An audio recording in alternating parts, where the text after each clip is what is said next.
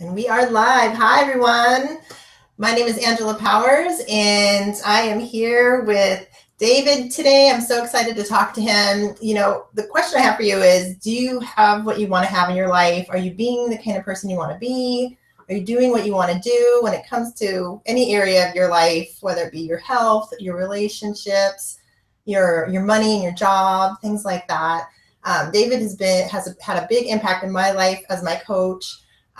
Starting out, helped me double my income. He helped me become spiritually fit and really tackle getting sober and a myriad of other things in my life in that area. And then lately just becoming a coach as well. And his programs span every area of life. And most recently, his latest book, Positive Thinking Will Never Change Your Life, but This Book Will. The Myth of Positive Thinking, the Reality of Success. He's been crushing it with this book. It's just so exciting to talk about. And so we're here today with you to just dive in and talk about things. I think today we're really going to focus on the law of attraction. So, David. Angela, I love it when you said we're crushing it with this book, because we are. We truly are. A little while ago, I mentioned to you, I was on a radio show with a host in Los Angeles. And one of the things that she said is the title of the book really grabbed my eye because, I'm such a positive thinker, and our radio show is all about positivity. And yet, what's this thing with the law of attraction? Like, how valid is it really? And Angela, I would say probably 99% of the interviews that we've done, radio, television, summits, all that kind of stuff, is that people want to know this answer, because they're saying, if you're writing a book and the title is Positive Thinking Will Never Change Your Life, but This Book Will, the myth of positive thinking, the reality of success, then you must have a strong opinion about the invalid approach that we've had to the law of attraction. And we do. We love the law of attraction. We think it's incredible, but we also state in our book, after 30 years of doing all this work and interviewing the most amazing brains, the Greg Bradens, the Diane Collins, the Eldon Taylors, all these amazing Deepak and Wayne and all these people, we say, wait a second, we've taken this thing called the law of attraction and we've made it so simplistic. Basically, a lot of teachers and a lot of the books of the law of attraction say that, your thoughts become things.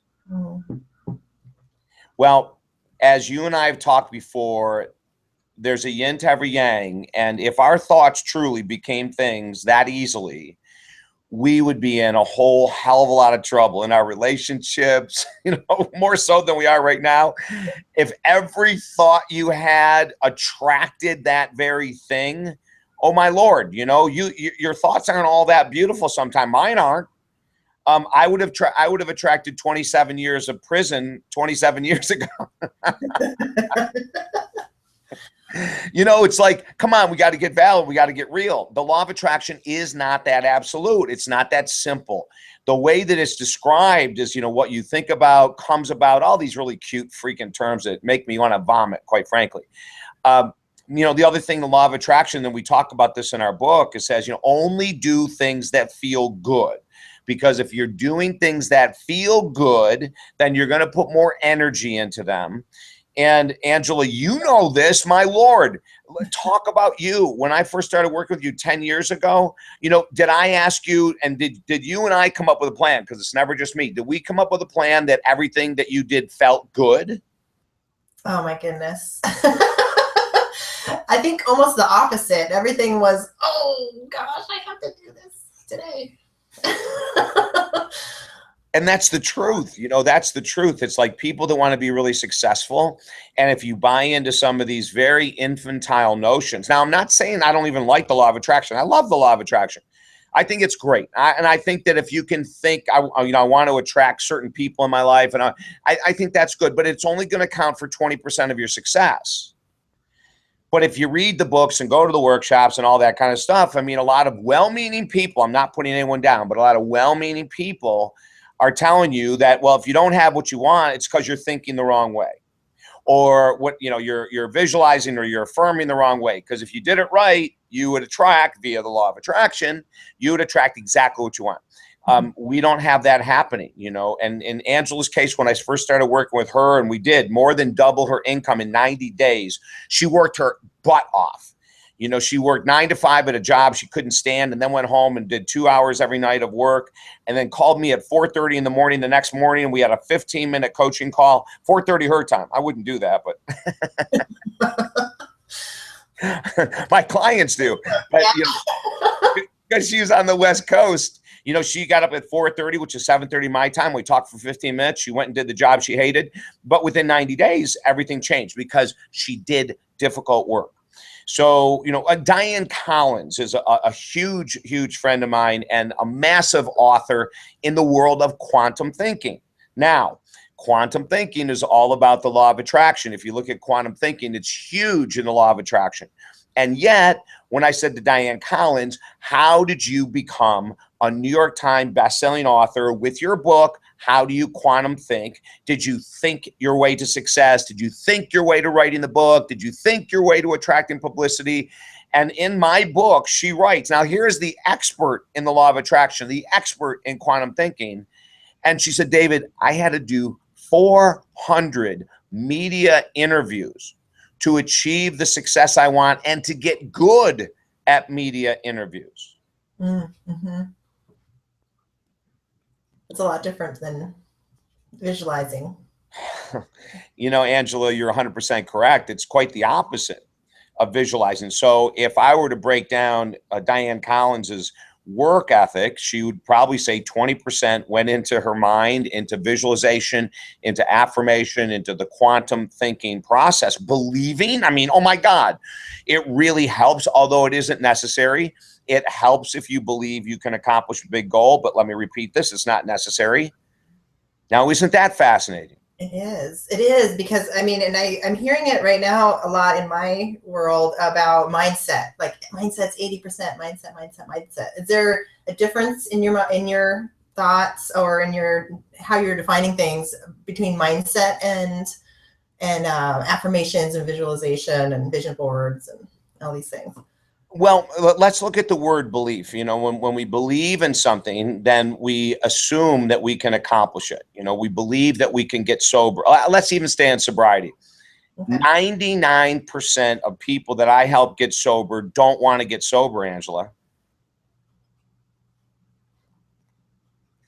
They don't want to. They want to continue to find a way to moderately drink. Darn it. You know, like was that me? I was like, oh yeah, I guess it was. Yeah, because it, you know, it's a long story, but yeah, I mean, especially like when it came to, I mean, the hardest part, one of the hardest parts was like the forgiveness work and things like that, and just all the resentments and anger, and there's so many things, you know, when it I mean, all the stuff you had to do every day. And there was that part that was like, I just, you know, maybe I can be like a normal person. Yeah. Yeah. Maybe I can have, you know, one glass of wine and stop. Yeah. Yeah. And so most people that get sober, I've never met anyone that came in and said, you know what, I am so ready, David, to get sober. I'm excited about it. Actually, just tell me what to do and I'll do it. People, I'll work with them for 1, 2, 3, 4, 6, 7, 8 months, and they still are hanging on to the erroneous belief system that there's got to be a way around this. I don't have to quit completely, do I? And then once they quit completely, they find out after the first 30 days that it wasn't as challenging as they thought it would be. And this all goes back to the law of attraction. You know, well, maybe I'm not ready to quit. No one's freaking ready to quit. Maybe I'm not ready to put the work in. No one's ready to put the work in to become financially independent, to lose the weight. And this is where, you know, in our book, we make the very powerful statement that you don't even have to believe you can accomplish something. All you have to do is the work. All you have to do is the steps. 5 days a week for 365 days. And I know that blows a lot of people's minds. So instead of waiting to be ready to attract the perfect partner, to attract the perfect body, to attract the perfect job, you'll be waiting from now until the next 10 lifetimes for most of us. Mm-hmm. And this is where the law of attraction is way too simplified. way too, what do you want to say? What's the word? It's Americanized. It's like when yoga comes out and we have to do it the simple way, or we have to do it the power way, or like we want to make it fit into and there's nothing wrong with simplified yoga and power yoga, but we always need to want to change. We want to change it to make it more acceptable to us. And in the world of success, and in our book, Positive Thinking Will Never Change Your Life, we have all kinds of stories of people that accomplish great things. And not one of them, Angela, including yourself, your story's in there. Not one person ever said that they attracted their success, or they thought, they visualized it, they affirmed it. You've got to do a heck of a lot more than that. Yeah, I think a lot of us are waiting. And I think that the vision boards and affirmations, putting everything into that is sort of helps us keep waiting. Oh my God, that's such a great point you just made. Like we're doing something. So we're doing something, right? Yeah, we're doing something, and we're following best-selling books and best-selling authors, and we're following what they said that they've done. But here's the other thing. I have never met or interviewed any of these best-selling authors who I like a lot. I really, really do. I love Dr. Joe Vitale. He's in my book. I love so many. I mean, Mike Dooley with Tut. And he's a big law of attraction guy. Even his posts on a daily basis have changed over the last couple of years, where he's adding more quotes about having to do the hard work. So even the people that, have made their millions of dollars and made their name around the law of attraction, they're starting to change. Many of them anyway are starting to change their approach, saying, for the average person, unless it's a miracle, we may have to update ourselves. And, and that's why, and I say this about my book, not to brag, it's just the truth. The book is radically changing this world because we have a reality check in the book, plus hundreds of stories of people that are celebrities and all-stars in their own right. Stories of people that you may never have heard of, but when you read what they had to do to become successful, you go, oh my God. And they're all doing the same thing, Angela. They're all using their mind for 20% of their success. Mm-hmm. And then 80% is the accountability factor in doing what they'd rather not do. Mm-hmm. Yeah. What is that quote about the mustard seed of? Oh yeah. If you have the faith of a mustard seed, you can move mountains. Yeah. Right. I mean, that's like sort of the 20% in my mind. Yeah. That's all you need. It doesn't have to be this big thing of, everything you're doing. That's another great point you just brought up, Angela. That is perfect. Instead of like saying, well, maybe I'm just not ready. I need to have stronger belief. I have to have more confidence. I have to believe in myself more. What a bunch of crap. No, take that tiny little mustard seed of faith, that little desire, and then go work your tail off. And that's all you need. And you'll bring into your life some magical miracle type stuff if you're willing to be accountable and do the work. Yeah. Yeah. And I've noticed people kind of beating themselves up a bit too, because they're like, oh, if I could just get this mindset thing right, then, I'll be where I want to go. And, yeah, like a lot of people will ask themselves, Angela, what am I doing wrong with these affirmations? What am I doing wrong with my vision board? What's wrong with my visualization? Because it's not working. I read the book. I'm following the steps. I'm tapping. I love tapping. I love emotional freedom technique. I'm doing all this stuff and my life isn't changing. What's wrong? And it's because we haven't changed, Angela. Mm-hmm. Yeah, I know, because that's the scary part, right? You have to go and do something that's kind of scary or different than you're normally doing. Yeah. We say that if you go right now, today, and do that which you've been avoiding, denying, delaying, procrastinating, you are one step closer to success. Like, I'll just go visualize a little bit. Yeah. Or I'll meditate my way to inner peace. Meditation is awesome. Oh my God, I love meditation, but it's not going to help you with forgiveness. It's not gonna allow you to forgive that person that betrayed you, hurt you, lied to you, stole from you, cheated on you. You can meditate all you want. If you don't do the hard work, meditation is a great tool to relax the brain, but it's not going to help you with your forgiveness. You've got to go into your anger, your rage, your resentment, release it, and then you can forgive. And we go into stories about that in our book from multiple different people. It really does work. Yeah, I know. Amazing stories of forgiveness in there. Yeah. Yeah. Angela, we have about 1 minute left. Oh, you know, as a matter of fact, on a totally different thing, I was walking my dog today and I came up with a great tagline or a website name for you. Oh, hey. What? Yeah. Power Up with Angela Powers. Woo. I love it. That's awesome. Isn't that great? Yeah. Oh, right on. I know.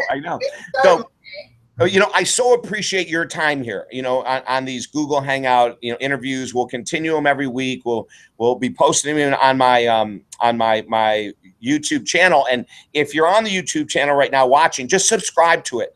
And then you'll be able to watch all of these videos that Angela and I do. Plus, we have like, I don't know, 700 other free videos on personal growth. Get our new book, Positive Thinking Will Never Change Your Life, at Amazon.com. If you go to talkdavid.com, you can read all the reviews about it, the endorsements about the book.